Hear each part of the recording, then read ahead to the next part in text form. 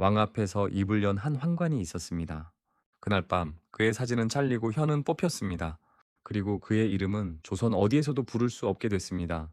1504년 갑자사와 연산군은 어머니 패비 윤 씨의 죽음을 빌미로 239명을 처벌하고 인수대비를 들이받았으며 한명회의 무덤까지 파헤쳐 부관 참시했습니다.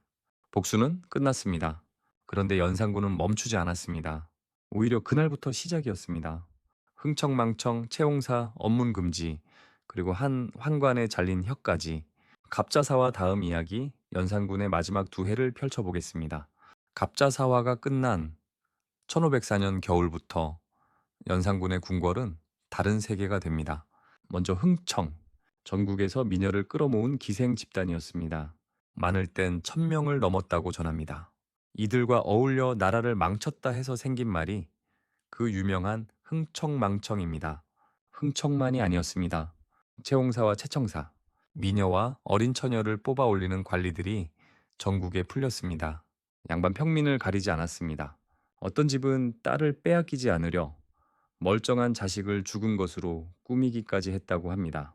신하들이 직언하던 자리 경연이 폐지됐습니다. 사간원과 홍문관도 사실상 무력화됐습니다.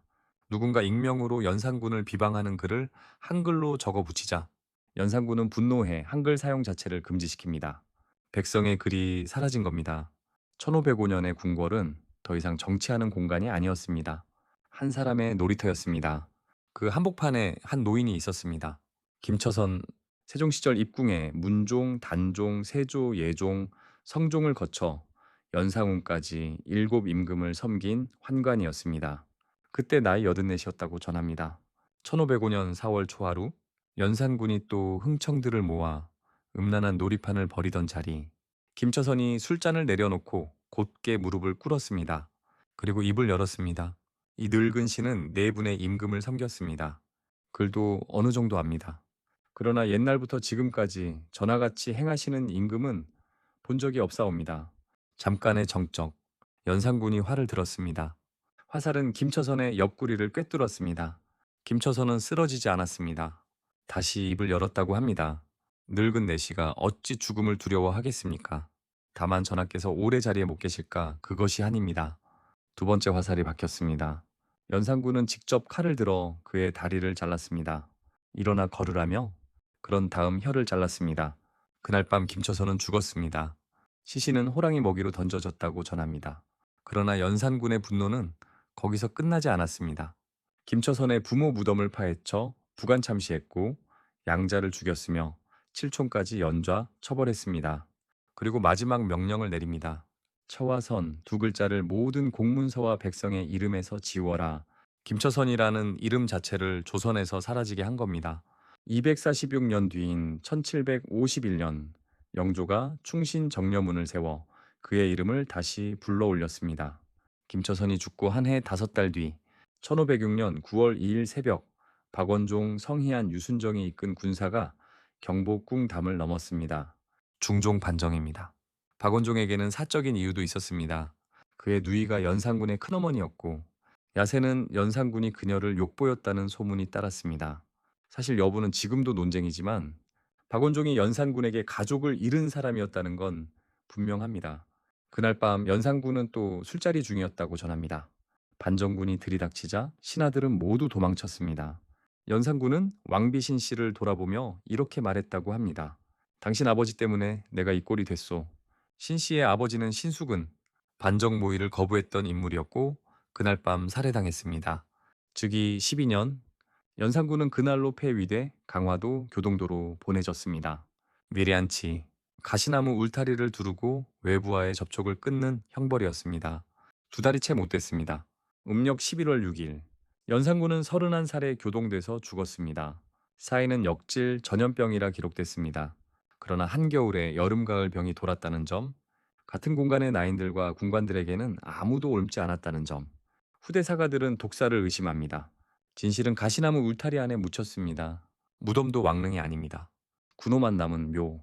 지금 서울 도봉구 방학동의 연산군묘입니다. 연산군이 죽었다고 비극이 끝난 것은 아니었습니다. 폐위 20이틀 만인 1506년 9월 24일 반정 공신들은 연산군의 네 아들을 모두 사사하라는 명을 내렸습니다. 큰아들 폐세자 황은 10살, 둘째 창녕대군, 셋째 양평군, 넷째는 이름도 남지 않은 갓난아기였습니다. 폐세자 황은 마지막에 이렇게 물었다고 합니다. 어디로 가는 길입니까? 그 길은 강원도 정선이었고 그곳에서 사약을 받았습니다.